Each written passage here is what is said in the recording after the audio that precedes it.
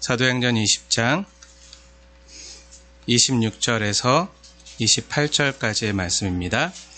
매 주일마다 사도행전 강의를 함께 나누고 있는데요. 오늘은 20장 26절에서 28절까지의 말씀, 모든 사람의 피에 대하여 내가 깨끗하다 라는 말씀의 제목으로 함께 은혜를 나누겠습니다. 26절부터 28절 말씀 하나님의 말씀으로 받으시면서 한 절 한 절 교독하고 마지막 28절을 합독하겠습니다. 제가 먼저 읽겠습니다. 그러므로 오늘 여러분에게 증언하거니와 모든 사람의 피에 대하여 내가 깨끗하니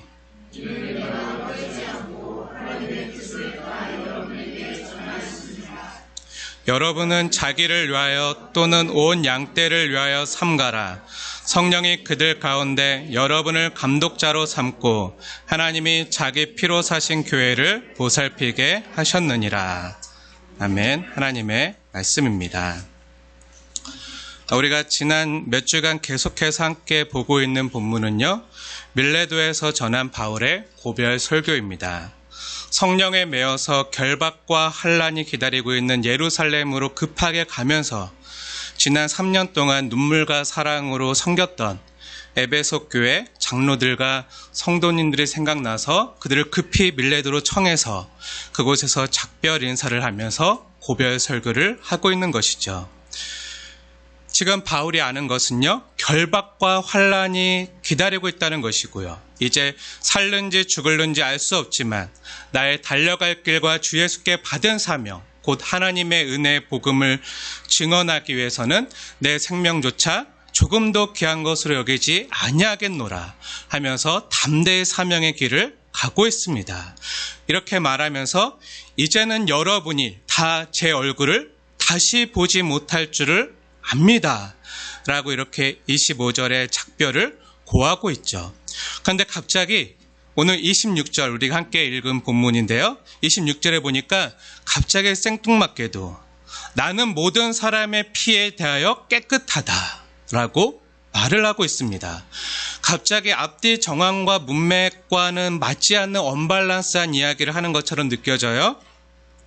본문을 여러분 한번 자세히 보십시오. 25절, 내가 여러분 중에 왕래하며 하나님 나라를 전파하였습니다. 그리고 27절, 내가 꺼리지 않고 하나님의 뜻을 다 여러분에게 전하였습니다 라고 말하잖아요. 그런데 26절은 엉뚱하게도 나는 모든 사람의 피에 대하여 깨끗합니다 라고 하고 있는 거예요. 본문을 자세히 보시면요, 25절과 26절과 27절에 같은 말이 반복되고 있는 것을 볼 수 있습니다. 바로 25절에 전파하였습니다. 26절에 증언하였습니다. 27절에 전하였습니다 라고 같은 말이 반복되는 것으로 봐서요, 25절과 26절과 27절은 뭔가 긴밀한 연관이 있는 것을 알 수가 있어요. 매우 밀접한 연관이 있다는 것은 또한 접속사를 보면 알 수가 있는데요, 25절과 26절을 연결하는 접속사는 그러므로입니다. 그러므로 제가 여러분 중에 왕래하며 하나님 나라를 전파하였습니다. 그러므로 나는 모든 사람의 피에 대하여 깨끗합니다. 그리고 26절과 27절을 연결하는 접속사는요, 이는이에요. 이는 왜냐하면이라는 말로 바꿀 수 있는데요, 왜냐하면 제가 꺼리지 않고 하나님의 뜻을 다 여러분에게 전하였기 때문입니다. 이렇게 말하고 있는 거예요. 이러한 문맥을 보았을 때요, 26절에 내가 모든 사람의 피에 대하여 깨끗하다라는 말은요, 그냥 나온 것이 아니라 매우 중요한 의미가 있어서 지금 사도 바울이 의도적으로 사용을 했고요, 또 성령 하나님께서 성경을 기록하게 하신 것을 우리는 알 수가 있습니다. 그런데 얼핏 보면 26절에 내가 모든 사람의 피에 대하여 깨끗하다라는 이 말은요, 앞뒤 내용과 아무 연관도 없어 보이는 것처럼 보이는데요, 그러면 이 말을 어떻게 이해해야 할까요? 사랑하는 여러분, 이 말을 우리가 이해하기 위해서는요, 바울이 지금 구약 성경의 말씀을 염두에 두고서 이 말을 사용하고 있다는 것을 우리가 먼저 알아야 합니다. 바울은 원래 예수 믿기 전에 유대교의 교황이라고 할 수 있는 가말리알 문화의 첫 번째 되는 수제자, 바리새인이었잖아요. 그래서 구약 성경을 매우 잘 알고 있었어요. 지금 바울이 26절에 이야기를 하는 이야기의 배경이 되는 구약 성경의 이야기는요, 에스겔서 33장을 배경으로 하고 있습니다. 정말 그러한가 찾아서 함께 보겠습니다. 오늘 제가 주보에도 다 기록을 해놨는데요. 성경 찾기 힘드신 분은 주보를 참고하시고 직접 찾아서 보시면 더 좋습니다. 구약 성경 에스겔 33장, 정말 그러한가 함께 찾아서 보겠습니다. 에스겔 33장 1절부터 5절까지의 말씀인데요. 제가 먼저 읽겠습니다. 제가 읽을게요. 하나님의 말씀으로 받으십시오. 여호와의 말씀이 내게 임하여 이르시되, 인자야, 너는 내 민족에게 말하여 이르라. 가령 내가 칼을 한 땅에 임하게 한다 하자. 그 땅 백성이 자기들 가운데 하나를 택하여 파수꾼을 삼은 그 사람이 그 땅에 칼의 임함을 보고 나팔을 불어 백성에게 경고하되, 그들이 나팔 소리를 듣고도 정신 차리지 아니하므로 그 임하는 칼에 제거함을 당하면 그 피가 자기의 머리로 돌아갈 것이라. 그가 경고를 받았던들 자기 생명을 보존하였을 것이나 나팔 소리를 듣고도 경고를 받지 아니하였으니 그 피가 자기에게로 돌아가리라.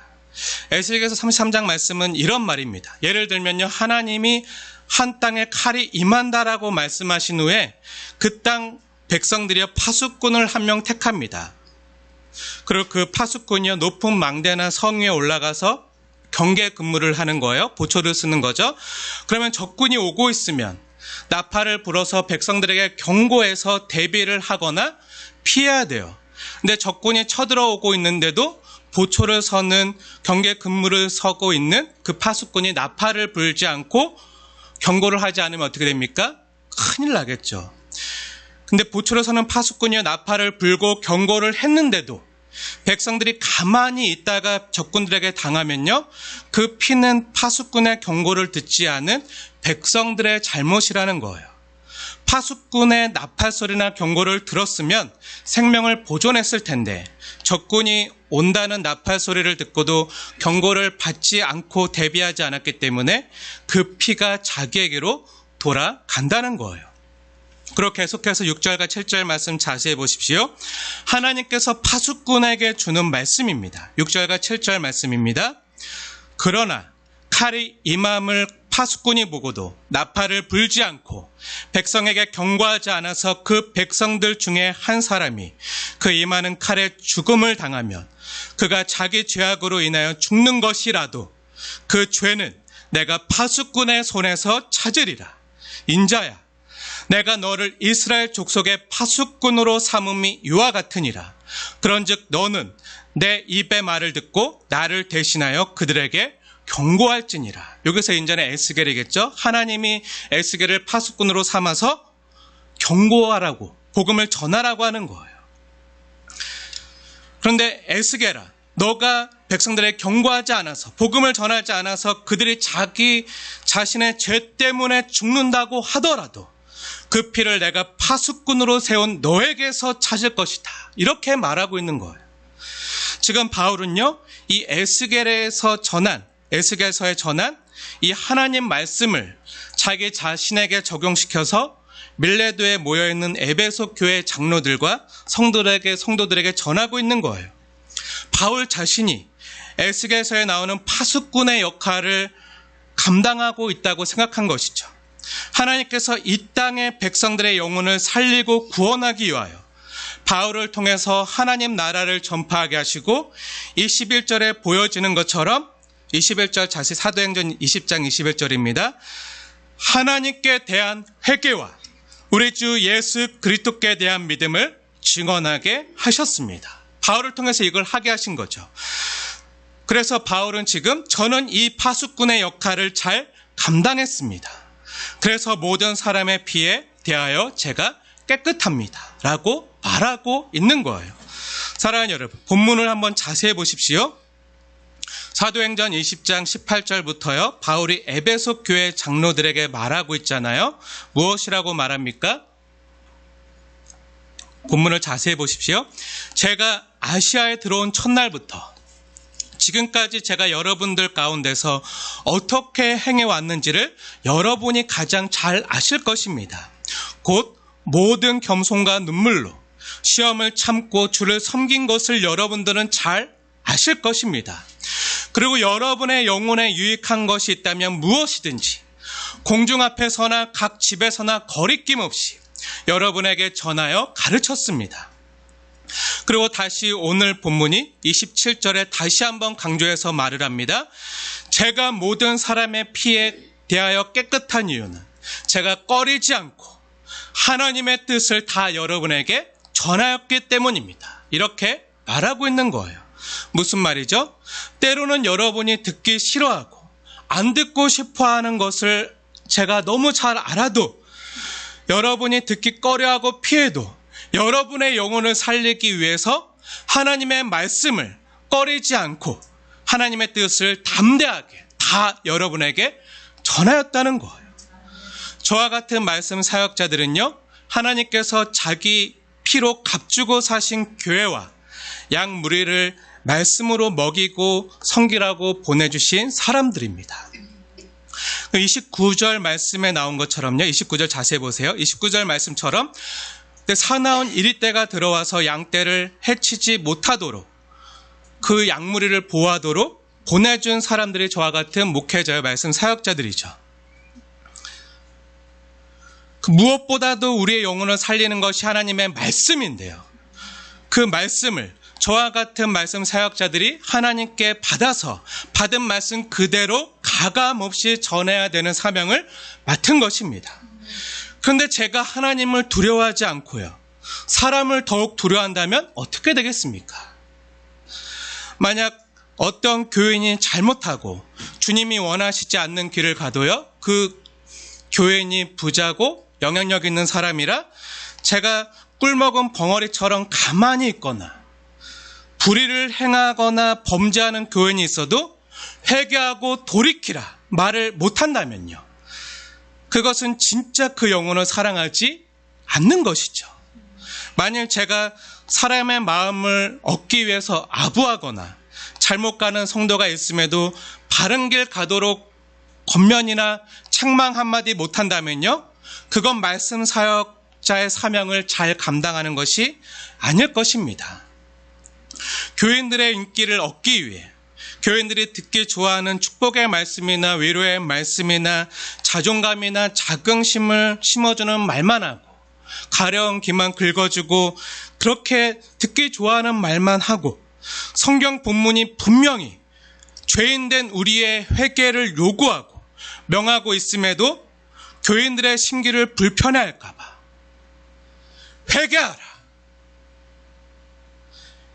회개하라는 메시지나 십자가나 제자도를 설교하지 않고요, 교인들이 좋아하는 말씀만 전하고 하나님이 전하시고자 하는 메시지를 전하지 않는다면 영혼을 맡은 파수꾼으로서의 사명을요, 실패하는 것이죠. 잘 감당하지 못하는 것입니다.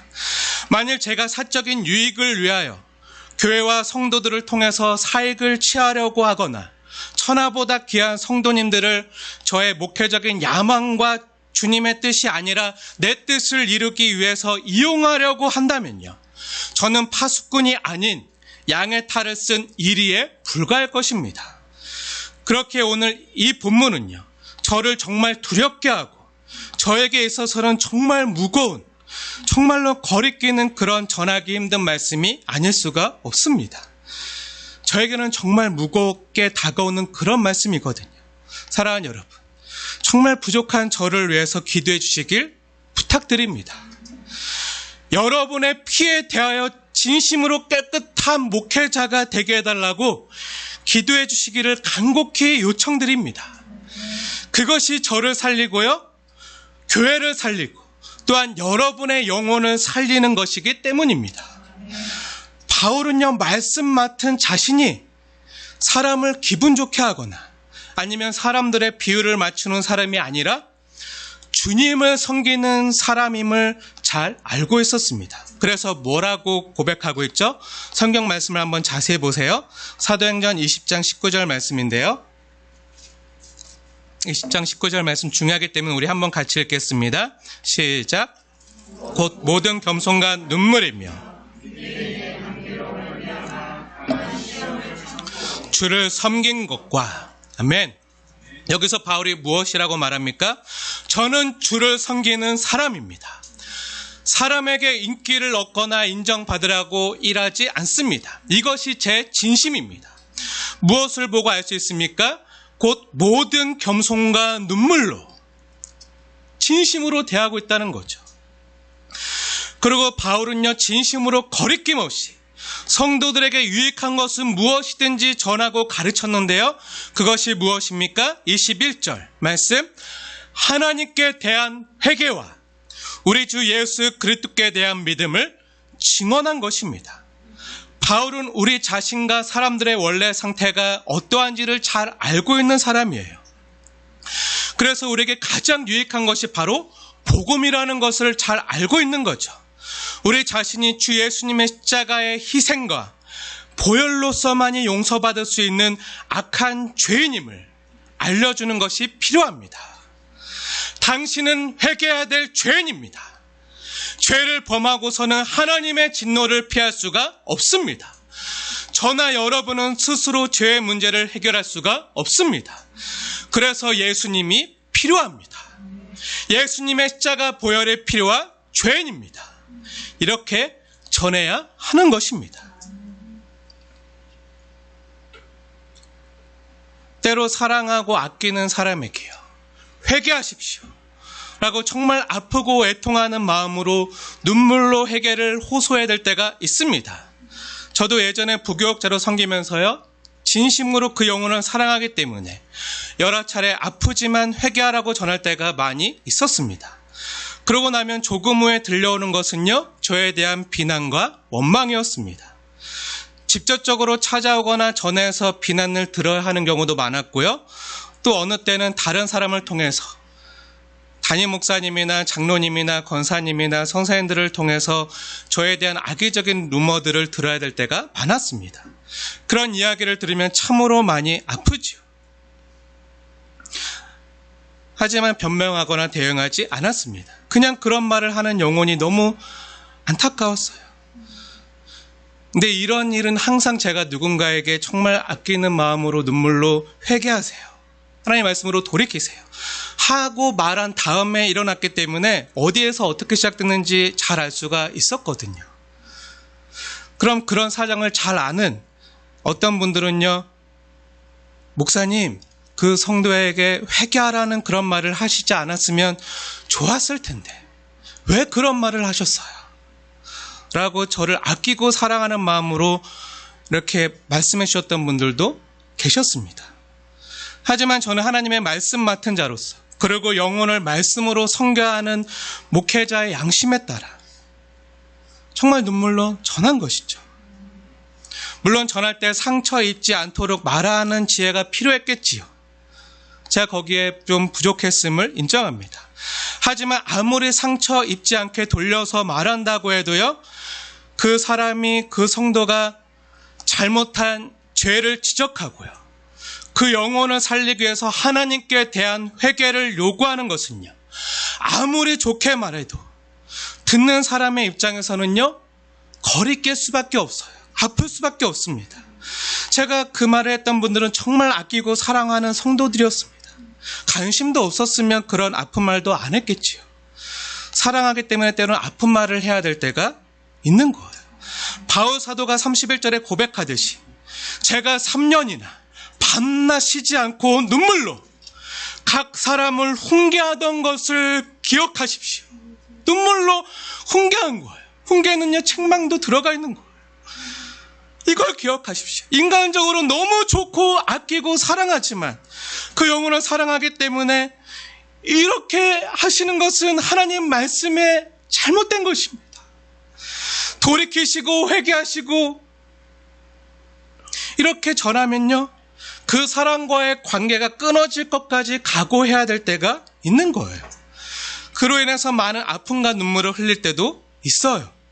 그럼에도 우리는요, 주님을 섬기고 주님의 말씀을 섬기기에 그 사람의 영혼의 유익을 위해서라면요, 거리낌 없이 회개의 복음을, 주 예수님의 복음을 전해야 하는 것입니다.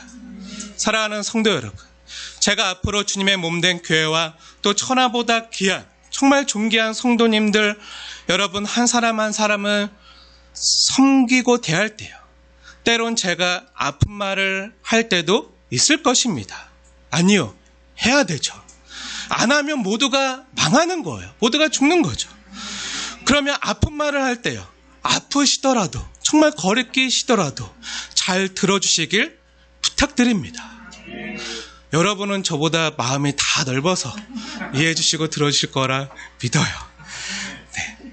근데 제가 그런 말을 혹시라도 안 하길 바라지만 혹시라도 하게 되면 감정적으로나 사적으로 목사님이 나를 안 좋게 보고 나를 미워해서 나를 때리는 소리야 라고 듣지 마시고요. 정말 사랑하기 때문에 하는 겉면이라고 생각하시고요. 아프시더라도 너그러이 받아주시기를 부탁드립니다. 그래야 영원히 사는 거예요. 부모님들이 자녀들 잘 되라고, 바른 길 가라고 내 자녀들이 잘못된 행동을 했을 때요, 벌을 주거나 회초리를 들 때 벌이나 회초리를 맞는 자녀도 아프지만요, 그 부모의 마음은요 더 아픈 법이에요. 그 마음을 아는 분이라면 이러한 마음을 이해해 주시길 바랍니다. 물론 목회자인 저도요, 사적으로나 감정적으로 성도님들을 대하는 일이 결코 없어야 될 것입니다. 이 자리에서 목회자인 저나 성도님들이 서로 다짐하는 시간이 되었으면 좋겠습니다. 제가 파수꾼으로서 하나님의 사랑을, 때로는 하나님의 경고를요, 여러분들에게 전하고 있습니다. 우리 모두가 마음의 문을 열고요, 귀를 열고요, 강대상에서 선포되는 하나님의 생명의 말씀을 듣다 보면 때론 하나님이 나에게 경고의 나팔 소리를 들려주고 계시구나, 이렇게 느껴질 때가 있을 거예요. 찔릴 때가 있을 것입니다. 그렇다면 그때 회개하시고요, 돌이키셔야 됩니다. 그게 복입니다. 나의 힘으로는 안 되기에 성령님의 도우심을 구하고요, 변화를 받아 거룩하고 성결한 성도의 삶을 살아 가셔야 합니다. 그런데 사랑하는 여러분, 오늘 말씀의 제목이기도 한 모든 사람의 피에 대하여 내가 깨끗하다 라는 이 말씀이요, 저와 같은 목회자나 말씀 사역자에게만 해당되는 말씀일까요? 아니죠. 아닙니다. 우선은 저와 같은 사람에게 더 많고 무거운 책임이 분명히 있지만요, 오늘 이 말씀은요, 목회자만이 아니라 예수를 주로 모시고 있는 성령님이 내주하시는 모든 성도님 한 분 한 분에게 다 해당되는 말씀이기도 합니다. 하나님의 말씀인데요, 정말 그러한가 우리 함께 찾아서 같이 읽어보겠습니다. 우리 성도가 어떤 사람인지, 성도의 정체성에 대해서 말씀하고 있는 본문인데요, 베드로전서 2장 9절 말씀 주보에 되어 있습니다. 잘 아는 말씀이지만 다시 한번 마음에 이 말씀을 새기시면서 함께 하나님의 말씀을 받도록 하겠습니다. 베드로전서 2장 9절 말씀 함께 읽겠습니다. 시작. 그러나 너희는 택하신 족속이요, 왕같은 제사장들이요, 거룩한 나라요, 그의 소유가 된 백성이니 이는 너희를 어두운 데서 불러내어 그의 귀한 빛에 들어가게 하신 이의 아름다운 덕을 선포하게 하려 하심이라. 아멘. 하나님의 말씀입니다. 저와 같은 목회자만이 아니라 여러분 한 사람 한 사람 역시 택하신 족속이요, 왕같은 제사장들입니다. 만인 제사장이에요. 목회자만이 아니라 여러분도 하나님 앞에 제사장인 거예요. 그리고 거룩한 나라, 주님의 소유된 백성입니다. 왜 그렇게 삼으셨습니까? 주님의 아름다운 덕을 선포하기 위해서입니다. 저와 같은 목회자나 말씀 사역자만이 아니라 주님의 소유된 여러분 모두가 다 아름다운 덕을 선포하기 위하여 부르신 것입니다. 지난주에도 말씀드렸지만요, 바울이 고백했던 나의 달려갈 길과 주 예수께 받은 사명, 하나님의 은혜의 복음을 증거하는 일을 마치려면은 내 생명도 조금 더 귀한 것을 여기지 아니하겠다. 이것은 목회자들만의 사명이 아니라 우리 모든 성도의 사명이라고 말씀드렸잖아요. 저와 같은 말씀 사역자들은요, 하나님의 생명의 말씀을 깊이 연구하고요, 기도하고 하나님께 있는 그대로 받아서 여러분에게 전하고 대언하고, 이 말씀을 받은 여러분들은요, 이 말씀을 삶으로 살아내고, 삶으로 가정에서 또 일터에서 마트에서 시장에서 길거리에서 학교에서 만나는 이웃 사람들에게 말과 행동으로 이 아름다운 덕을 증거하는 사람들입니다. 하나님께서는 나에게 다른 사람의 생명과 피를 맡기시고요, 나에게 그 피를 책임지라고 하신 거예요. 왜? 왕같은 제사장으로 나를 부르셨기 때문에. 만약 그 피를 회피하면 그 피값을 나에게서 찾는다는 두려운 말씀입니다. 엄중하고 두려운 말씀인 거죠. 사랑하는 여러분, 그런데 오늘 바울이 전한 이 메시지, 그리고 지금 이 말씀을 성경에 기록하게 하신 성령 하나님께서 우리에게 주시는 진짜 메시지가 무엇인지를 우리는 한번 잘 생각해 봐야 됩니다. 검은 것은 글자고 흰 것은 종이라, 이렇게 보시면 안 되고요. 그 글자, 문자만 읽지 마시고 그 구절과 구절 사이에 있는 행간에 쓰여진 하나님의 마음, 그리고 지금 이 말을 하고 있는 바울의 진심이 어떠한가, 그 행간에서 읽어야 되는데요. 바울이 지금 여기서 그것도 사랑하는 에베소 교회 성도들에게 하나님 말씀을 전하면서 작별 인사를 하고 있는 고별 설교를 하고 있잖아요. 이 고별 설교를 하면서 나는 모든 사람의 피에 대하여 깨끗하다라고 왜 말하고 있을까요? 고별 설교라면요, 정말 유언과도 같은 중요한 말이고 그 말을 전하는 시간인데요. 바울이 방금 25절에 이제 다시는 여러분이 내 얼굴을 보지 못할 줄을 아노라 라고 말하면서 마지막으로 전하고 있는 말이잖아요. 그럼 더 중요한 할 말도 많을 텐데 왜 나는 모든 사람의 피에 대하여 깨끗하다, 이 말을 굳이 이 아까운 시간에 전하고 있는 것일까요? 이런 걸까요? 한번 생각해 보세요. 저는 할 일을 다 했습니다. 저는 이제 모든 사람의 피에 대하여 깨끗합니다. 앞으로 만약에 여러분이 안 좋은 일을 만난다면 그건 제 책임이 아니라 다 여러분의 책임입니다 라고 책임의 피를 하기 위해서 하는 말일까요? 그건 절대로 아니겠지요. 그럼 오늘은 시간이 없어서 다 다루지 못하고요, 다음 주에 다루겠지만 이제 곧 앞으로요, 에베소 교회 바울이 떠난 후에 사나운 이리 때가 들어올 것을 알고 바울이 지금 경고하고 있거든요. 경고하는 말씀이기도 하지만 그럼 그것만일까요? 전 여러분과 함께 있을 때 정말 최선을 다해서 눈물과 진심과 견성으로 진심을 다해 섬겼고 여러분을 위해서 할 도리를 다 했고 할 일을 다 했습니다. 하나님 앞에서나 사람 앞에서 다 했습니다.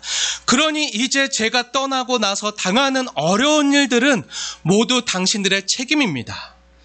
이제 앞으로 나 말고도 다른 사람들이 이 에베소 교회에 들어올 텐데 그 사람들과 저를 한번 비교해 보십시오. 그럼 여러분은 저를 그리워하게 될 것입니다.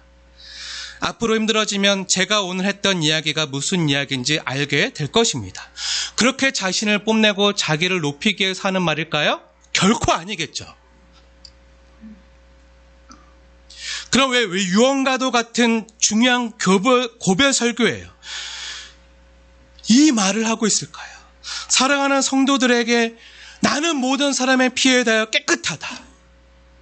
이 말이 도대체 왜 중요하길래 왜 전하고 있는 것일까요? 바울이 나는 모든 사람의 피에 대하여 깨끗합니다 라고 말하고 있는 그 의도와 의미를 알 수 있는 본문이 오늘 성경 본문에 나오는데요. 우리 함께 깊이 하나님의 말씀을 상고하면서 읽기 원합니다. 그 행간을 잘 읽어보세요. 28절 말씀입니다. 함께 읽겠습니다. 시작. 여러분은 자기를 위하여 또는 온 양떼를 위하여 삼가라.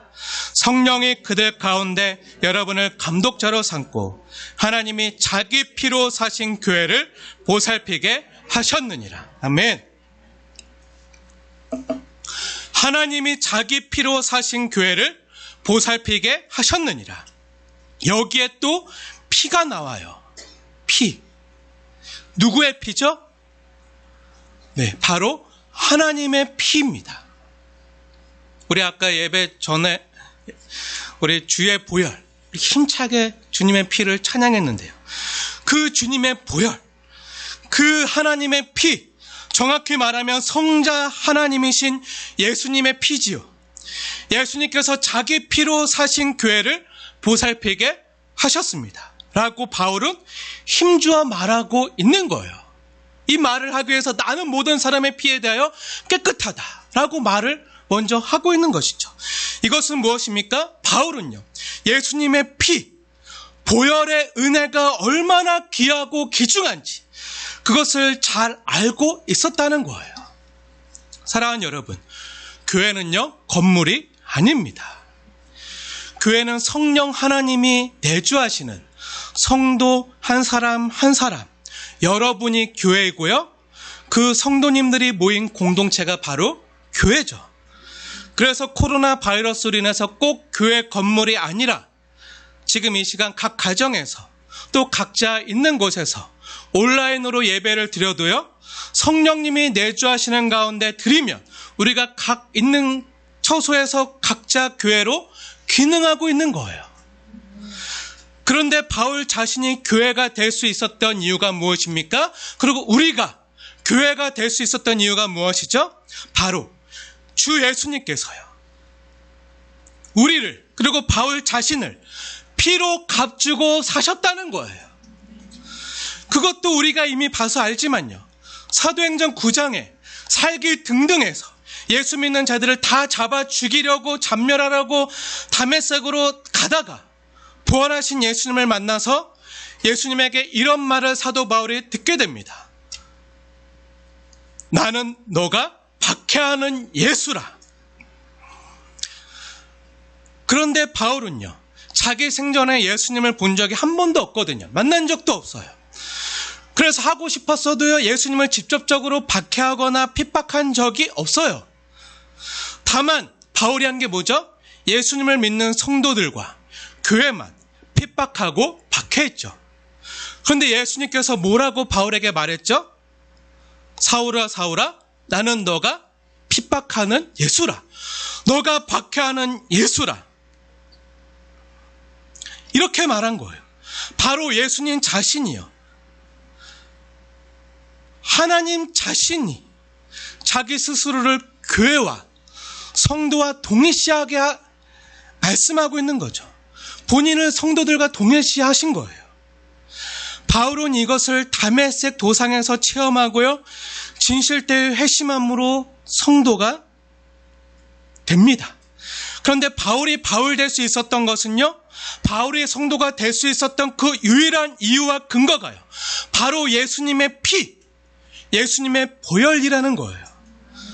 전에는 교회와 예수 믿는 자들을 핍박하고 죽이려 한 사람이었지만 이러한 나를 용서하고 품어주실 뿐만 아니라 사랑하셔서 하나님 나라를 위한 귀한 일꾼 삼아주신 그 하나님의 그 은혜가 바로 이 예수의 피에 있다는 거예요. 값주고 사셨다.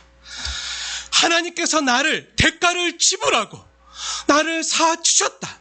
자신의 소유로 삼아주셨다. 나를 위해서 하나님께서 그 크신 대가의 지불이 있으셨다.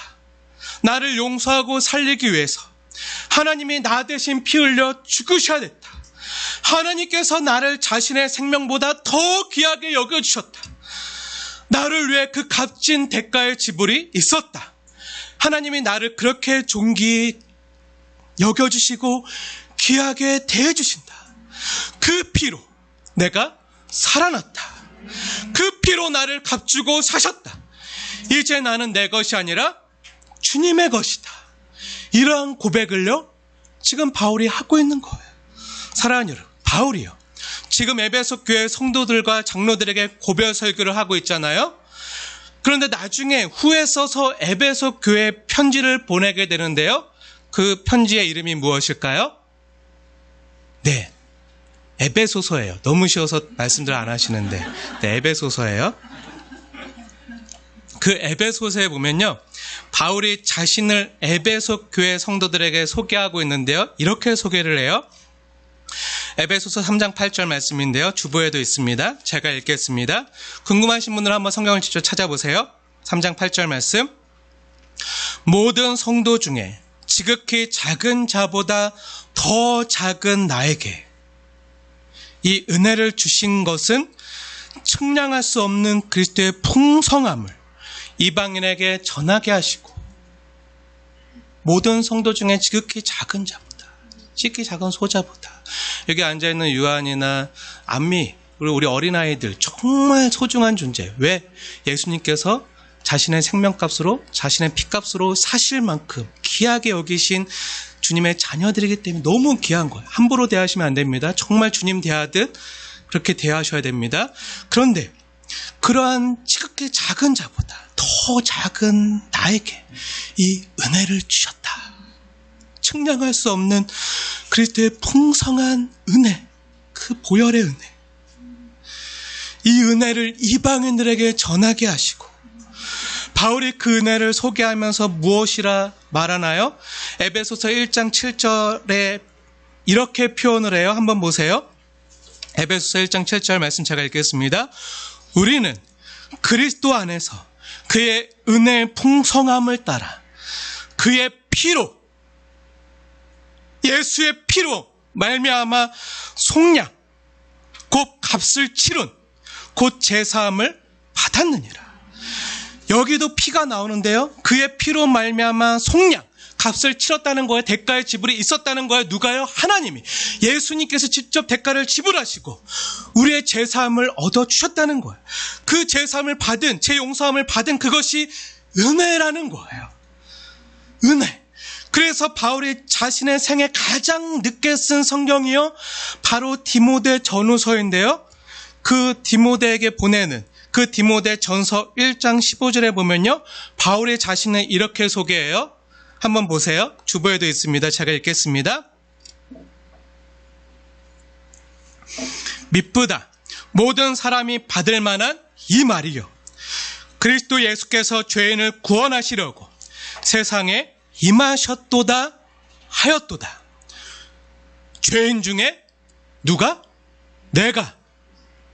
무엇이다? 괴순이라. 죄인 중에 내가 괴순이라.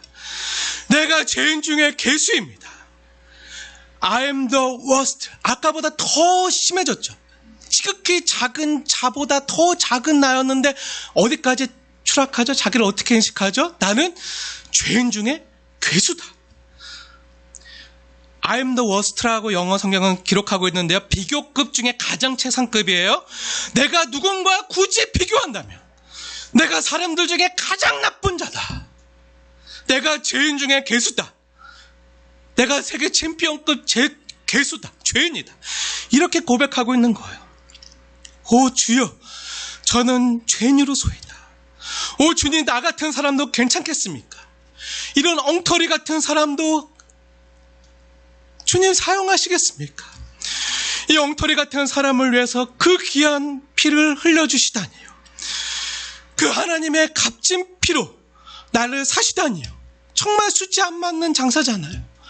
정말 하나님 편에서 보면 정말 불공평한, 불합리한 그런 일이잖아요. 그런데 그 값을 치르시고 대가를 지불하시고 나를 값으로 사신, 나를 속량하신 그 은혜, 어찌 이루 다 말할 수 있는지요. 티끌 같고 먼지 같은, 지렁이만도 못한 내가 그 귀한 부르심을 받아서 섬길 수 있겠습니까? 하고 하나님을 향한 자신에 대한 깊은 좌절이 만들어낸 그 감격을요, 디모데 전서에서 고백하고 있는 거예요. 나는 죄인 중에 괴순이라. 그러면서 하는 말이요, 디모데전서 1장 16절, 그 15절 말씀 바로 뒤에요. 나는 죄인 중에 괴순이라. 그 다음에요, 내가 이러한 긍휼을 입은 까닭에, 내가 긍휼을 입은 까닭은 하면서 은혜를 고백하고 있는 거예요. 지금까지 살펴본 바울의 진실된 고백과 성경의 말씀들은 무엇입니까? 그리스도의 피로 말미암아 은혜와 긍휼을 입은 사람이 다른 사람이 아니라 나라는 것을 너무나도 잘 알고 있는 것이죠. 바울이요, 나는 모든 사람의 피에 대하여 깨끗하다라고 전하는 이 말이요, 결코 책임의 피가 아니죠. 또한 나 잘했지 하는 자기 가시도 아닐 것입니다. 죄인 중에 괴수였던 제가 은혜와 긍휼을 입은 사람입니다. 이 은혜를 아는 자로서 지금 전하고 있는 거예요. 그래서 그 피의 은혜를 아는 자로서 자신이 얼마나 크신 하나님의 사랑과 긍휼과 은혜를 입었는지를 너무나도 몸소 깨달아 아는 자로서 에베소 교회 장로들과 성도들에게 그 말을 하면서 권하고 있는 것입니다. 사도행전 20장 28절 말씀 한번 자세히 보세요. 오늘 본문 말씀인데요, 20장 28절 말씀 제가 읽겠습니다. 바울의 진심을 한번 느끼시면서 한번 들어보세요. 여러분은 자기를 위하여 또는 온 양떼를 위하여 삼가십시오. 성령님께서 여러분들 가운데, 그들 가운데 여러분을 감독자로 삼고 하나님이 자기 피로 사신 교회를 보살피게 하셨습니다. 은혜를 입은 사람들로 하여금 자기 피로 사신 교회를 보살피게 하셨습니다 라고 말하고 있는 거예요. 그리고 조금 전 우리가 함께 보았던 베드로전서 2장 9절 말씀 주보에 있는데 한번 자세히 보세요. 제가 읽겠습니다. 그러나 너희는 택하신 족속이요, 왕같은 제사장들이요, 거룩한 나라요, 그의 소유가 된 백성이니 이는 너희를 어두운 데서 불러내어 그의 귀한 빛에 들어가게 하신 이의 아름다운 덕을 선포하게 하려 하심이라. 사도행전 20장 28절의 말씀대로라면요, 자기를 위하여 또 온 양떼를 위하여. 이 말씀을 여러분 반복해서 묵상하고 읽으시면요, 제가 이 말씀을 수십 번 수백 번 묵상하고 반복해서 읽고 보았을 때 하나님께서 떠오르게 하셨던 구약 성경의 이야기가 하나 있었는데요, 마지막으로 그 구약 성경의 이야기를 전하고 말씀을 마치려고 합니다. 하나님께서 역사 속에서 하나님의 은혜를 아는 자가 자기와 온 양떼를 위하여 어떻게 이 아름다운 소식을 전해야 하는지, 무엇이 복음이 과연 무엇인지를 가장 명확하게 우리에게 보여주신 역사적인 실화가 있었는데요, 구약 성경에 나오는 실제 이야기입니다. 이런 이야기예요. 당시 이스라엘 백성들이요, 우상 숭배를 했어요. 우상 숭배하고 하나님께 늘 반역함으로 하나님께 회초리를 맞았습니다. 늘 매맞고 있었는데요, 하나님께서 그 회초리를 한 번은 시리아라는 나라를 통해서요, 이스라엘을 때리신 거예요.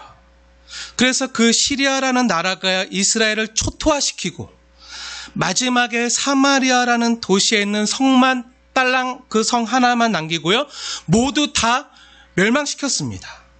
이스라엘 사람들은요, 그 사마리아 성으로 피난 가서 성문을 걸어 잠그고 어떻게든 살아보겠다고 그 성에 다 숨어 있었어요.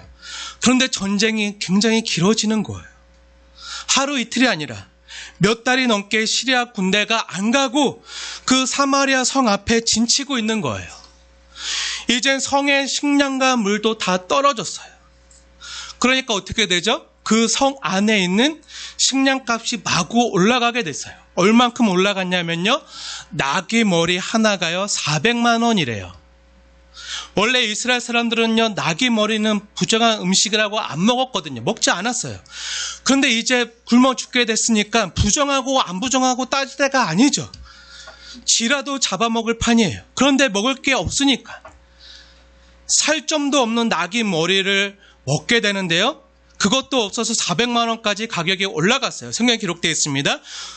그것도 나귀 머리를 사 먹을 돈도 없는 그 서민들은요, 돈이 없는 사람들은 어떻게 먹을 것이 없으니까 쥐를 다 잡아먹고, 쥐도 이제 남만하지 않았으니까 이제 먹을 것이 없어 자기 자식들을 잡아먹는 끔찍한 사건이 성경에 기록되어 있어요.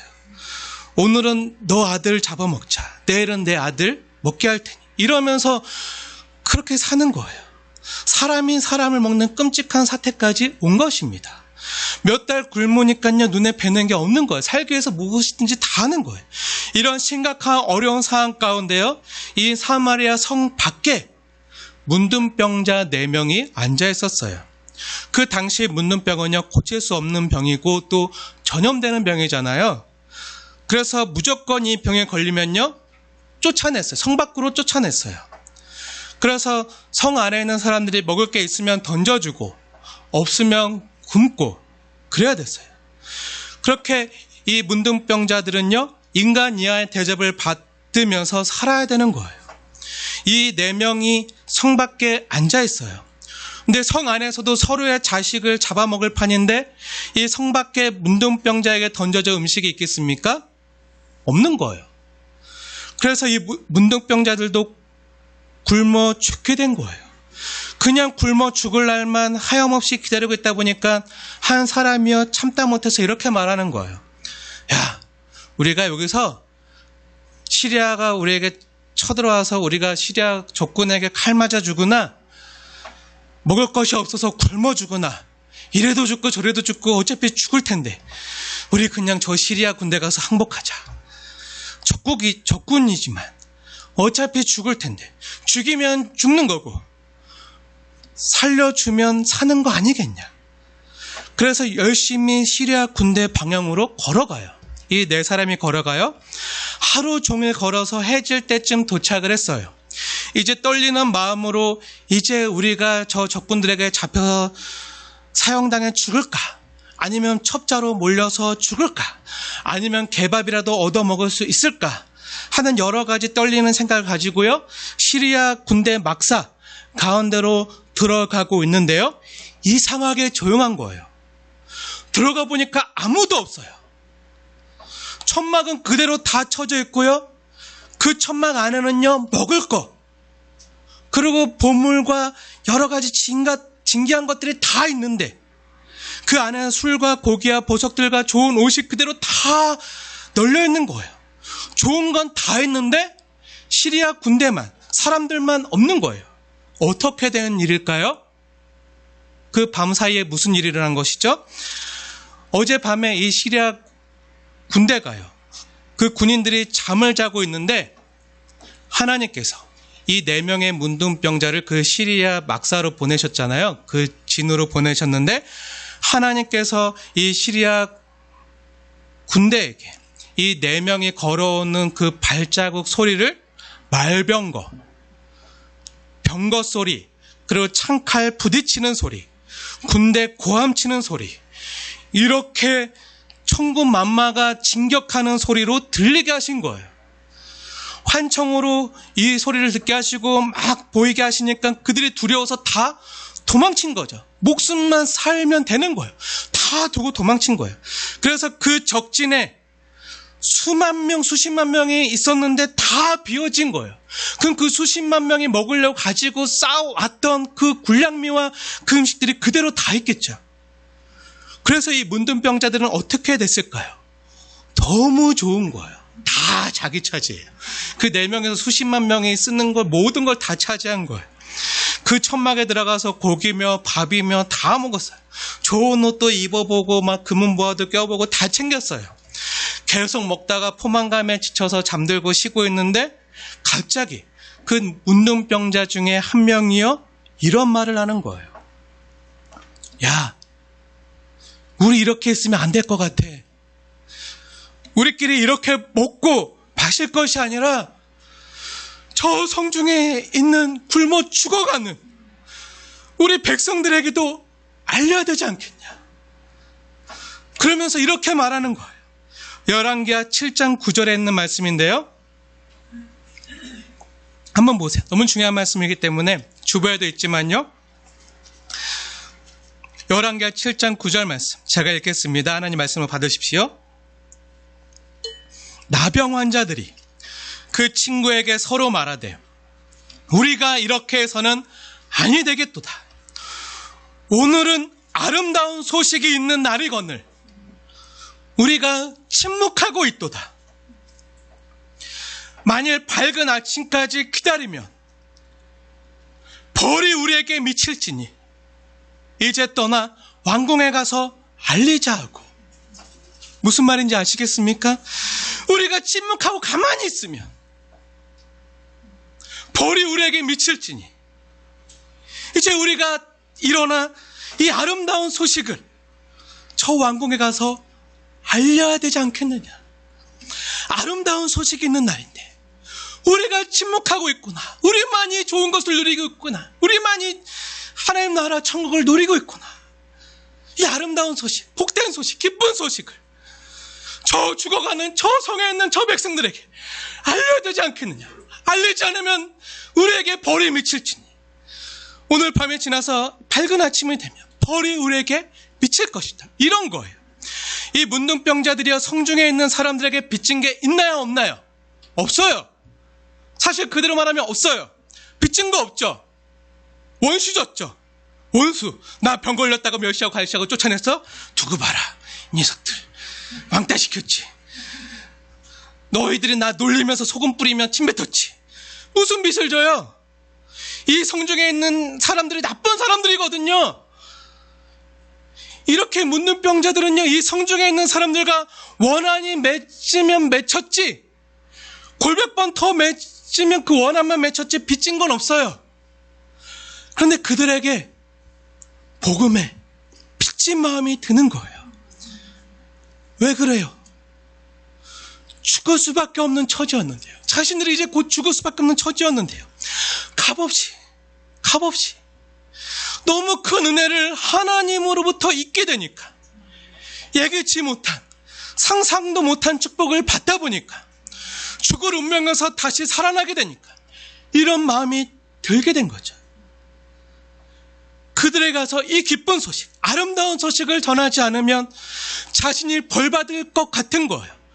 그래서 이 복음의 기쁜 소식을, 아름다운 소식을 죽어가는 사람들에게 가서 전하자. 우리가 이대로 있으면 안 되겠다. 이게 복음이에요. 이게 아름다운 소식이에요. 그런데요, 왜 하나님께서 성 안에 있는 사람들이 아니라 왜 하필 문둥병자들을 택하셨을까요? 왜 사람들에게 버림받은 사람을 택하셨죠? 하나님께서 세상에 있는 사람들이 아니라 왜 우리를 먼저 이 교회로 부르셨을까요? 왜 저를 이 교회로 부르셨을까요? 똑똑해서요? 저보다 똑똑한 사람 더 많아요. 잘생겨서요? 우리 아이들이 다 아니래요. 우리 주일학교 학생들이 다 아니래요. 매일 들어서 알아요. 우리 사모님만 네, 인정하세요. 네, 감사하죠. 네, 네, 99명이 아니래요. 한 사람, 두 사람, 우리 어머니도. 네, 네, 2명만 인정하고. 네. 그런데 잘난 것도 없어요. 아무것도 없죠. 아니, 오히려 못난 게 더 많고요, 못하는 게 더 많은 죄인 중에 죄인이에요. 바울이 고백했던 것처럼 죄인 중에 괴수죠. 그런데 왜 이런 죄인인 저와 여러분을 은혜로 불러주셨을까요? 왜 우리를 오늘 이 자리에 나오게 하신 것일까요? 우리가 이 자리에 나와 있는 것은 우연이 아니에요. 하나님이 불러주셔서 오게 하신 건데 왜 우리를 이 자리, 은혜의 자리로 불러주신 걸까요? 말할 수 없는 하나님의 은혜입니다. 한량없는 은혜, 측량할 수 없는 은혜예요. 우리가 은혜로 이 복음을 받았습니다. 우리가 그 피의 은혜로 생명을 얻었습니다. 오직 하나님의 은혜 외에는요, 설명할 방법이 없는 거예요.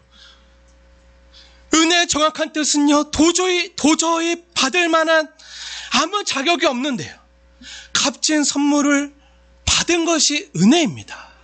원래 내가 받아야 되는 것은요, 진노와 형벌과 저주였어요. 하지만 값없이 그 저주가 아니라, 형벌이 아니라, 진노가 아니라 오히려 상을 받았어요. 은혜를 받았어요. 사랑을 받았어요. 제 용서함을 받았어요. 하나님 자녀 되는 그런 축복을 받았어요. 우리 하나님 나라의 일꾼으로, 나를 하나님의 동역자로 삼아 주셨어요. 은혜죠. 근데 우리가 받을 만한 자격이 있어서 받았나요? 아니죠. 나의 나 된 것은 오로지 주의 은혜라. 은혜밖에 없는 거예요. 열왕기하 7장에 나병 자들이 무엇이라고 고백하고 있나요? 한번 자세히 보세요. 우리가 이렇게 해서는 안 되겠다. 오늘은 아름다운 소식이 있는 날이거늘 우리가 침묵하고 있다가는 벌이 우리에게 미칠지니. 그리고 성경을 보면요, 바울도 놀랄 정도로 똑같은 말을 하고 있어요. 고린도전서 9장 16절 말씀인데요, 신약성경 고린도전서 9장 16절 말씀 제가 읽겠습니다. 한번 여러분 하나님의 말씀으로 받으십시오. 주보에도 기록되어 있는데요, 내가 복음을 전할지라도 자랑할 것이 없음은 내가 부득불할 일임이라. 만일 복음을 전하지 아니하면 내게 화가 있을 것이로다. 이것이 바울의 마음이었어요. 정말 진실한 마음이었죠.